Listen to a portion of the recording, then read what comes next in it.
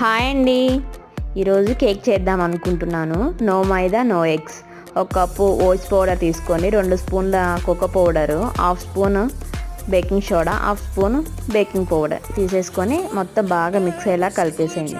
ఈ మిక్స్ అయిపోయాక అది గిన్నె పక్కన పెట్టేసి వేరే బౌల్ తీసేసుకొని అందులో ఒక కప్పు షుగర్, ఒక 3/4 కప్పు పెరుగు, ఒక 3 టేబుల్ స్పూన్ నూనె, సన్ఫ్లవర్ ఆయిల్ తీసుకోండి. ఫ్లేవర్లెస్ అయితే బాగుంటుంది.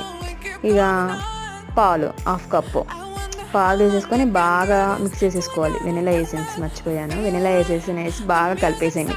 బీటర్ ఉంటే బాగా మిక్స్ అవుతుంది. నా దగ్గర బీటర్ లేదు కాబట్టి ఇలా కలుపుకుంటున్నాను. ఇదంతా మిక్స్ అయిపోయాక ఈ పౌడర్లో కలిపేసి బాగా మిక్స్ చేయండి.